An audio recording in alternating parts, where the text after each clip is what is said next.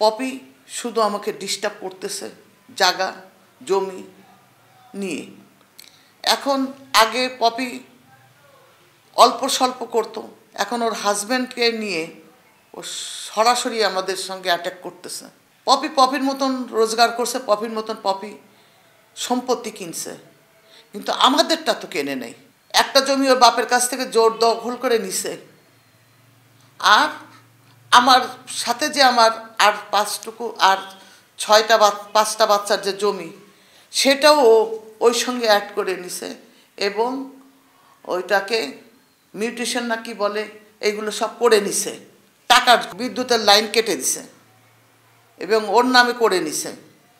আমার জায়গার পরের লাইন ও কি করে নিছে আমার ব্রেনে কাজ করে নাই।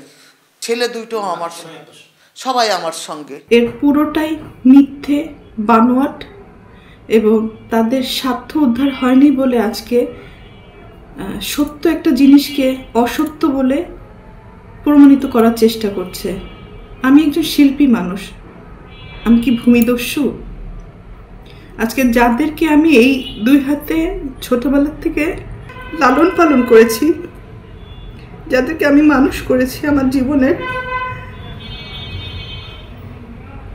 অনেকগুলো সময়, সুন্দর একটা সময়, প্রতিটা মানুষের একটা সুন্দর সময় থাকে নিজের জীবন উপভোগ করার সময়। সেই সময়টা আমি তাদের জন্য ব্যয় করেছি, তাদের পিছনে ব্যয় করেছি, তাদেরকে মানুষ করার জন্য। কারণ আমার বাবা মায়ের সন্তান আমার সন্তান না, কিন্তু তারা তো আমার দায়িত্ব না।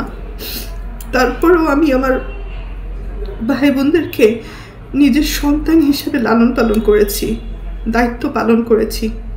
নিজের ভবিষ্যৎ, নিজের ভালো লাগা মন্দ লাগা অনেক কিছুই বাদ দিয়ে দিয়েছি শুধু আমার ভাই বোনদেরকে মানুষ করার জন্য।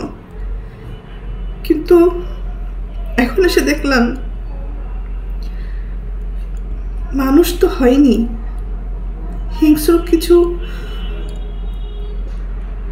পশুও বলবো না, পশুরা তো আসলে খুব কৃতজ্ঞতা থাকে পশুদের মধ্যে, কিন্তু এদের মধ্যে সেই কৃতজ্ঞতা বোধটুকুও নেই।